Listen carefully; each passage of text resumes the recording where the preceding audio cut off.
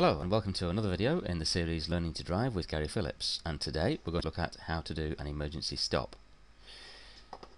Firstly, emergency stops should be very rare occurrences. Hopefully you'd never have to do one in a practical situation. If you're driving along and using good anticipation, you should be able to spot potential situations where an emergency stop might occur, so you could deal with that early.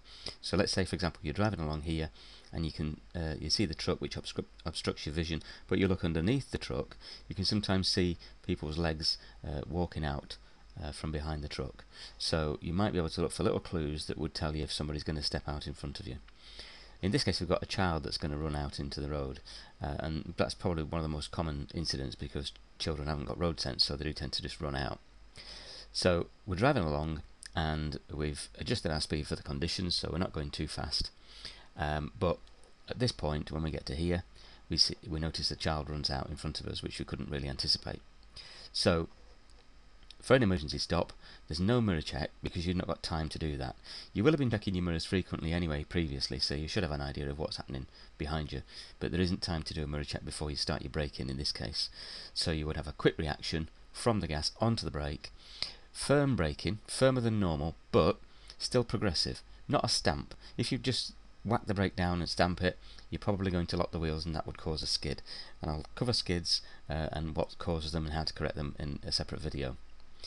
Grip the steering and brace yourself for the stop so that you're not thrown forwards onto the steering wheel. So you would grip tightly with your hands and push your arms out so that your elbows lock and you're pushing yourself back into the seat.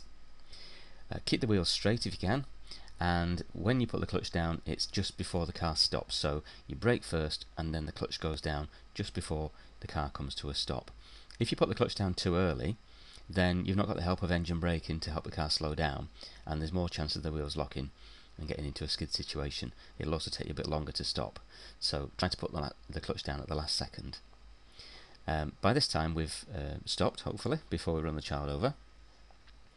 Once you've stopped, it'll be a bit of a shock, so put your handbrake on, go into neutral, take a deep breath, think about what's happened, make sure everything's okay, the child's alright, and then when you're going to move back off again, because you're in the middle of the road, you're not parked at the side of the road, we're going to do the POM routine, prepare, observe, move, but we've got an extra blind spot, which is over the left-hand shoulder, so that you can see if anybody's coming up the inside. It might be a motorbike or a bike coming up that doesn't quite know why you've stopped and they just want to go past you. So before you set off, start with your left observation over your left blind spot, and then your normal left mirror road ahead, interior mirror, and right blind spot before you decide to move on. We also need to think about whether it's necessary to give a signal. So if there is a vehicle coming from behind, again, they won't perhaps know why you've stopped in the middle of the road, so if you are going to move off before they arrive, give them a right signal to say that you're going to move, or you could just wait and see. If they're a little bit close, wait and see what they do. Generally speaking, if there's room, they will go round you, but if there isn't room, they'll slow down and stop behind you, and that might give you the opportunity to move off, but again, give a signal to tell them you're going to do that. And that's how you would do an emergency stop. I hope that's helped. Speak to you next time.